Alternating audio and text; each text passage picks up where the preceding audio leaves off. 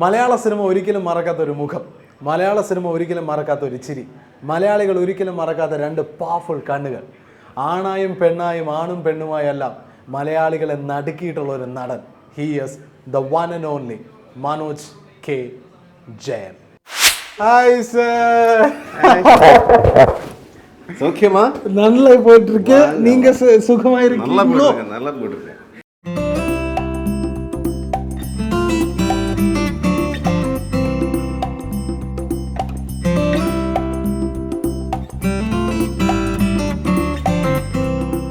കഥകളി നടനായും കുട്ടൻ തമ്പുരാനായും ദുർമന്ത്രവാദിയായും ഒക്കെ മലയാള സിനിമയിൽ നിറഞ്ഞാടി 25 വർഷം പൂർത്തിയാക്കിയ ഒരു മഹാനടൻ. അത്രയായോ?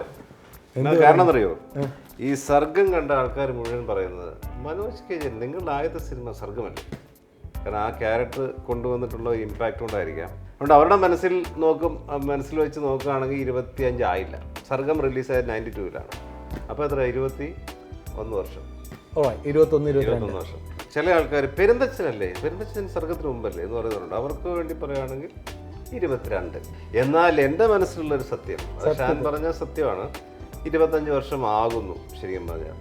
1988 മാമലകൾക്കപ്പുറത്ത് എന്നൊരു സിനിമ ചെയ്തു. അതാണ് എൻ്റെ ആദ്യത്തെ സിനിമ. ഞങ്ങൾ ചുമ്മാ കൂട്ടുകാരെല്ലാം കൂടെ എല്ലാവരുടെ ഷെയറൊക്കെ ഇട്ട് ഷെയർ ഓട്ടോ എന്നൊക്കെ പറയുന്ന പോലെ ഷെയർ ഇട്ടെടുത്ത സിനിമയാണ്. ആ സിനിമ എന്നിട്ട് വെളിച്ചം കണ്ടു? ആ സിനിമ വെളിച്ചം പോയി കണ്ടിട്ട് ഒന്നും കണ്ടിട്ടില്ല, ഇരുട്ട് മാത്രം കണ്ടിട്ടില്ല. അതിപ്പോഴും പെട്ടിക്കുള്ളതാണ്. ഇടയ്ക്കിടയ്ക്ക് ലൈറ്റ് ഇട്ട് നോക്കും. 25 വർഷം മുമ്പുള്ള മനോജ് കെ ജയൻ എന്താഗ്രഹിച്ചിട്ടാണ് സിനിമയിൽ വന്നത്? അന്നത്തെ സത്യം പറയണ അന്നത്തെ സ്റ്റാർ ഞങ്ങളുടെ എൻ്റെയൊക്കെ ഒരു ആരാധനാപാത്രം റഹ്മാനാണ്.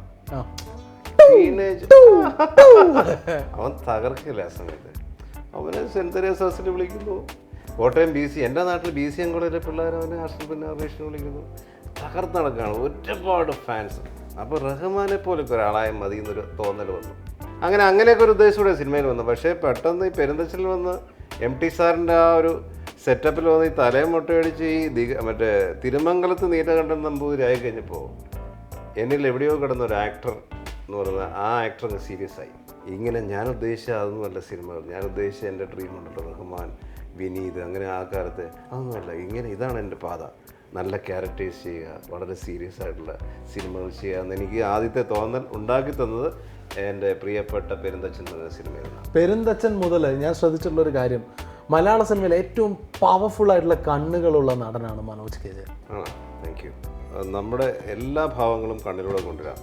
അതിന് മുമ്പ് നമ്മളെ ഒരു 70s ഉള്ള ചില ആക്ടേഴ്സിന് നോക്കി അറിയാം, അവർ കൂടുതൽ കണ്ണ് മാത്രം ഒന്നും അനങ്ങില്ല, പിരികം, കവിളുകൾ, മറ്റേ ഇതൊക്കെ വിറപ്പിക്കുന്നതാണ് അന്നത്തെ ഏറ്റവും വലിയ ഭാവവിനയം. അതൊക്കെ കളഞ്ഞിട്ട് ഈ മമ്മൂക്കായും ലാലേട്ടനൊക്കെ വന്നതിന് ശേഷമാണ് വളരെ മൈന്യൂട്ടായിട്ട് കണ്ണുകളിലൂടെ മാത്രം നമ്മുടെ എക്സ്പ്രഷൻസ് കംപ്ലീറ്റ് വെളിയിൽ കൊണ്ടുവരാൻ പറ്റുന്ന ഒരു അവസ്ഥയിലേക്ക് എത്തിച്ചത്. അപ്പോൾ അവരൊക്കെയാണ് ശരിക്കും നമ്മുടെ ഗുരുക്കന്മാരെന്ന് പറയുന്നത്. ഇത് ഒരു ചതുരംഗ കളാണെന്ന് വിചാരിക്കാം മലയാള സിനിമയുടെ. ഇതിലേത് കരുവായിട്ട് മാറും മനോജ് കെ ജയൻ? ഓരോ കരുവിനും ഓരോ സ്വഭാവമുണ്ട്. നേരെ വാ നേരെ പോന്ന് മാത്രം പറയുന്ന രഥം, അത് പോരെ, അത് മതിയായിരുന്നു. കേട്ടില്ല ശരിക്കും, അത് മതി. നേരെ വന്നേരും രാജാവൊന്നും വേണ്ട. ഇതാണ് കരു. ഇഷ്ടമുള്ള കരു എടുത്തോളൂ. എന്നിട്ട് ഇതെന്ത് ചെയ്യണം? എല്ലാം എടുത്ത് സെന്ററിലേക്ക് വെച്ചാൽ മതി. 15 എൻ്റെ ലക്കി നമ്പർ അവിടെ ഇരിക്കട്ടെ. ഓ, അങ്ങനെ ഉണ്ടോ? പിന്നെ ഞാൻ മാർച്ച് 15 ജനിച്ച ആളല്ലേ. ഞാനിനി മനോജ് കെ ജയൻ ഒരു വീഡിയോ കാണിച്ചു തരാം, ഒരു സർപ്രൈസ് വീഡിയോ ചെയ്യും.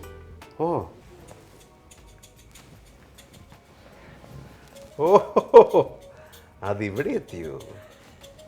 അന്നടുത്ത് ഇവിടെ എത്തിയോ? Thank you. പരിപാടി, ഇത് കൊള്ളാലോ പരിപാടി. നല്ല മുഖം, നല്ല മേക്കപ്പ്, നല്ല ചുണ്ടുകൾ, നല്ല കണ്ണുകൾ. Thank you.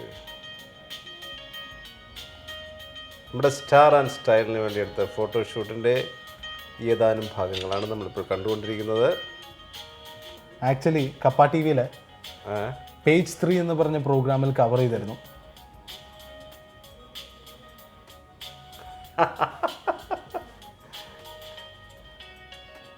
സംഭവമുള്ളല്ലേ, സ്വന്തം കുപ്പായങ്ങളേ ഉള്ളൂ. ഈ ഫോട്ടോഷൂട്ട് ചിലതൊക്കെ ഞാൻ തന്നെ ഡിസൈൻ ചെയ്യും. ഫോട്ടോഷൂട്ടിനൊക്കെ യൂസ് ചെയ്തിട്ടില്ല, എൻ്റെ സ്വന്തം പരിപാടിയുള്ളൂ. ഈ വലിയ ഫോട്ടോഷൂട്ടുകളൊക്കെ എടുക്കുന്നതിന് മുമ്പ് കുറച്ച് പുറകോട്ട് പോവുകയാണെങ്കിൽ ഒരു ഫോട്ടോ എടുക്കാൻ വേണ്ടി സ്റ്റുഡിയോയിൽ പോയി നിന്ന ഒരു കാലം ഉണ്ടായിരുന്നു. പിന്നെ അതായത് സിനിമാക്കാർക്ക് ഫോട്ടോ അയച്ചു കൊടുക്കാൻ വേണ്ടിയിട്ട്. കറക്റ്റ്, അതിന് വേണ്ടി എടുത്തിട്ടുണ്ട്. കോട്ടയത്തിൽ ലേഖ സ്റ്റുഡിയോയിൽ അത് ഞാൻ മീശ എടുത്തിരിക്കുന്ന സമയമാണ്. കോട്ടയത്ത് പഠിക്കുന്ന സമയമാണ്. അപ്പോൾ ഇങ്ങനെ ഒരു സിനിമയിൽ അഭിനയിക്കാൻ വേണ്ടിയാണ് തോന്നുന്നു സ്റ്റുഡിയോയിൽ പോയി ഇങ്ങനെ അന്നത്തെ മനോജ് കേജന്റെ മുഖമാണ് ഇങ്ങനെ പിന്നെ പലരും പോകും. ഭയങ്കര ബോറാണ് ആ സ്റ്റിൽ. എനിക്ക് ഇന്ന് കാണുന്നുണ്ടല്ലോ. അത് എത്ര സിനിമയ്ക്ക് ഓർമ്മയ്ക്ക് വേണ്ടി വെച്ചിരിക്കുക. അത് എത്ര സിനിമാക്കാർക്ക് കൊടുത്തിട്ടുണ്ട്, ഡയറക്ടേഴ്സിന്? സത്യനന്ദിക്കാരന് കൊടുത്തിട്ടുണ്ട്, സത്യേട്ടന് കൊടുത്തിട്ടുണ്ട്. ഇങ്ങനെ ഇരിക്കുന്നു. ഇങ്ങനെ ഇരിക്കുന്നു. ഈ ഓരോ കാർഡിലും ഓരോ ക്വസ്റ്റ്യൻ ചോദിച്ചിട്ടുണ്ട്. ഓക്കെ, ഇഷ്ടമുള്ള കാർഡ് ഇപ്പോൾ ചൂസ് ചെയ്യാം. കുറച്ച് നേരം കഴിഞ്ഞാൽ വീണ്ടും ഞാൻ ഒരു കാർഡ് കൊടുത്തരും. പഴശ്ശിരാജയിലെ ചില കോണകം കഥകൾ. പഴശ്ശിരാജയുടെ കഥയെന്ന് വെച്ചാൽ അതിനകത്ത് എല്ലാവരും പീരീഡ് സ്റ്റോറി അല്ലേ.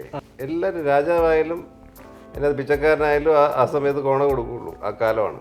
അപ്പോൾ പഴശ്ശിരാജയിൽ 1500 ആർട്ടിസ്റ്റ്, ജൂനിയർ ആർട്ടിസ്റ്റ് പ്രശ്നങ്ങളും മമ്മൂക്ക അടക്കം ഇങ്ങനെ പിന്നെ ജൂനിയർ ആർട്ടിസ്റ്റിന് 10,500 പേരും. എല്ലാവർക്കും മമ്മൂക്ക കൊടുക്കേണ്ട കോണമൊക്കെ പുള്ളിയുടെ അസിസ്റ്റൻ്റ് കയ്യിലാണ്.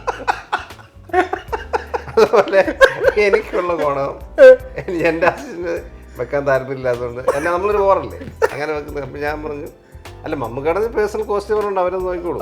നമുക്ക് പേഴ്സണൽ കോസ്റ്റ്യൂമർ ഇല്ല. മേക്കപ്പ് ആൻഡ് കൊടുത്താൽ അതൊരു ബോറല്ലേ, അവനോർക്കല്ലേ എടാ മേക്കപ്പ് ചെയ്യുന്നതന്നെ കോണം കൊടുക്കുക, ഇത് വൃത്തിയുടെ പരിപാടി. അപ്പം ഞാൻ അതിന് നിന്നില്ല. അവരോട് വേണം റിക്വസ്റ്റ് ചെയ്യാൻ വെക്കും, പക്ഷേ വേണ്ടെന്ന് വെച്ചു.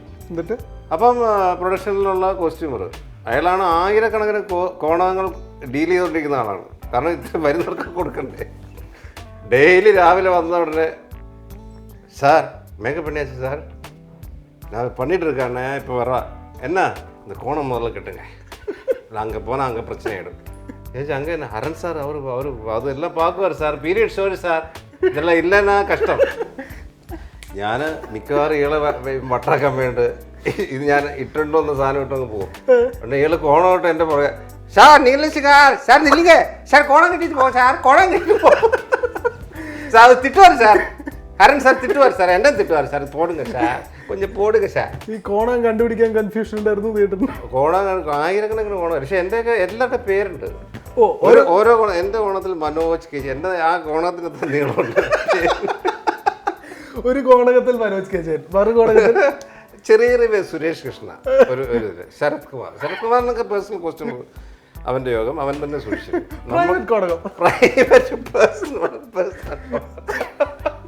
അങ്ങനെ ഈ വൈകുന്നേരം പാക്കപ്പ് ആയാൽ കോണകത്തിന് മാത്രം വണ്ടിയാണ്. 2000 കോണമൊക്കെയാണ് വണ്ടി ആയിപ്പണി മാത്രം നടന്ന സംഭവം. ഇതിനകത്ത് യാതൊരു കലർപ്പുമില്ല, നടന്ന സംഭവമാണ്. എന്നും മനോജ് കെ ജയൻ ഉന്നം വെച്ച് അമ്പ് ചെയ്തിട്ടുള്ള ഒരു ആക്ടറാണോ? അല്ല, എനിക്ക് ഒരു കഥ കേട്ട് കഴിഞ്ഞാൽ അതിലെന്തെങ്കിലും ചെയ്യാനുണ്ടെങ്കിൽ ഞാൻ ഉന്നം വെക്കും. എന്തെങ്കിലും എനിക്ക് അതിൽ ഒരല്പമെങ്കിലും ചെയ്യാനുണ്ടെങ്കിൽ അത് ഉന്നം വെച്ച് ഇതെവിടെ എത്തിക്കണം എന്നുള്ള ഒരു പ്ലാൻ ഉള്ള ആളാണ്. ലൈഫിൽ ആരാണ്? തലക്കൽ ചന്തുവാണോ, ദിഗംബരനാണോ, അതോ പെരുന്തച്ചനിലെ പോലെ നീലകണ്ഠനാണോ, അതോ? പറയാൻ പറ്റില്ല, അതൊക്കെ വളരെ ഇഷ്ടപ്പെട്ട് ചെയ്ത ക്യാരക്ടർ ആയതുകൊണ്ട് ഒന്നിനെ എടുത്തു പറയാൻ പറ്റില്ല. എങ്കിലും ദിഗംബരൻ ഒരുപാട് ഭയങ്കര പ്രയാസമേറിയ, കാരണം അതിനറിയാം, ഇപ്പം സർഗത്തിലെ കുട്ടൻ നമ്പുരാൻ ഹരൻ സാറിൻ്റെ മനസ്സിലുള്ള ജീവിച്ചിരുന്ന ക്യാരക്ടറാണ്. സാറ് പറയുന്ന പോലെ മാത്രം എനിക്ക് ചെയ്താൽ മതി. കാരണം അതിൻ്റെ മാനറിസംസും അത് ബീഡി പിടിക്കുന്ന രീതിയും നടക്കുന്ന രീതിയും ഒക്കെ ഹരിഹരൻ സാർ പറഞ്ഞു തന്ന രീതിയാണ്. എൻ്റെ മനോധർമ്മങ്ങൾ അതിൻ്റെ അകത്ത് വളരെ കുറവാണ്. അപ്പോൾ അതങ്ങനെ.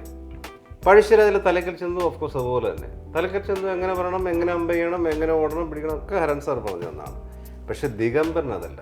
ദിഗംബരൻ എന്ന് പറഞ്ഞ ക്യാരക്ടർ നമ്മുടെ സൊസൈറ്റിയിൽ ഇങ്ങനൊരാളില്ല.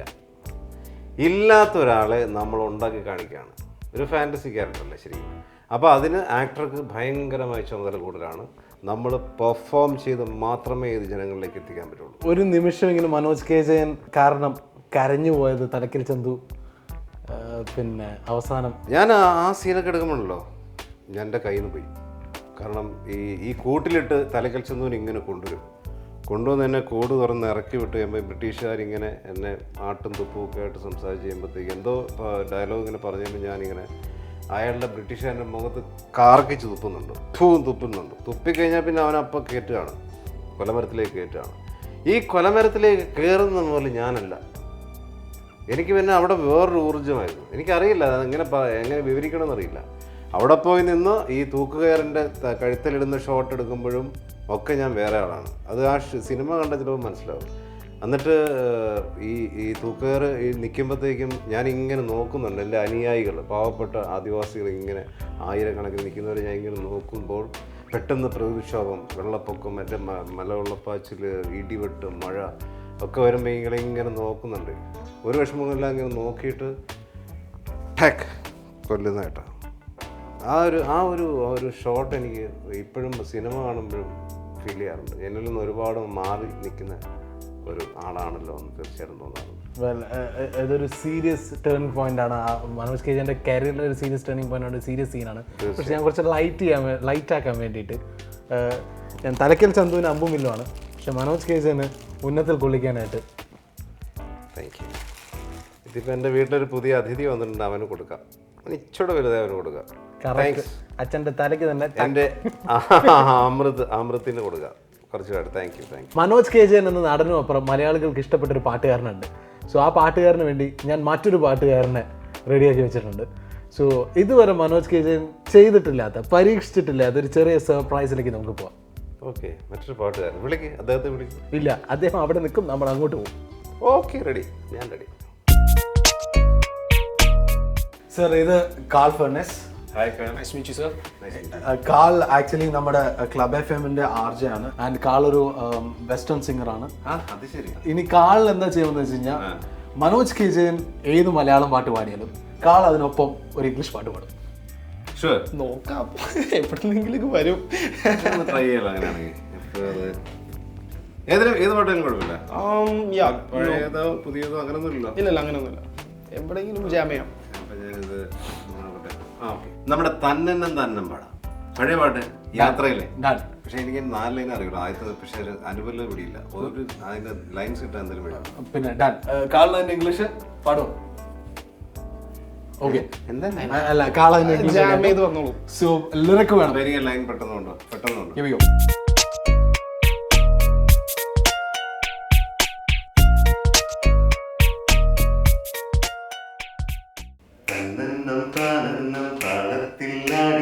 മന്ദാരക്കൊമ്പത്തോരു ഞാനിലാടി ഒന്നിച്ച് രണ്ടോമൽ പൈങ്കിളികൾ ഒന്നാനാം കുന്നിലെ ഓമനകൾ കാടിന്റെ കിങ്ങിണികൾ. Raindrops and roses and whiskers on kittens, bright copper kettles and warm wooden mittens, brown paper packages tied up with strings. Ooh. These are the few of my favorite things. കിലുകിലെ പുന്നാരത്തെ മൊഴിയോ, കരളിലെ കുങ്കുമ പൂങ്കൊടിയോ, കളിയാടും കാറ്റിന്റെ കയ്യിൽ വീണു, കുളിരോട് കുളിരങ്ങും തൂകി നിന്നു, ഒരു പൂവിൽ നിന്നവർ തേൻ നുകർന്നു, ഒരു തരി വാക്കിലെ പാൽ നുകർന്നു, ഇരുമയാണെങ്കിലും ജീവനൊന്നായി, നിറമുള്ള സ്വപ്നങ്ങൾ പൂവിടുന്നാൾ, കൂടന്നു കൂട്ടാൻ നാരുകൾ കീറി ആൺകിളി എങ്ങോ പോയി, ദൂരെ ദൂരെ പെൺകിളി കാത്തിരുന്നു. Girls in white dresses with blue satin sashes, snowflakes that stay on my nose and eyelashes, silver white winters that melt into springs. These are the few of my favorite things. മന്ദാരക്കൊമ്പത്തോരു ഞാനിലാടി ഒന്നിച്ച് രണ്ടോമൽ പൈങ്കിളികൾ ഒന്നാനാം കുന്നിന്റെ ഓമനകൾ കാടിന്റെ കിങ്ങിണികൾ. നന്നായിരുന്നു. ഇനി നമ്മള് പിന്നെ സ്റ്റുഡിയോയിലേക്ക് പോവാണ്. So thank you very much call. Thank you so much, Sean. It's a great time. നമുക്കൊരു പ്രോഗ്രാം. Thank you.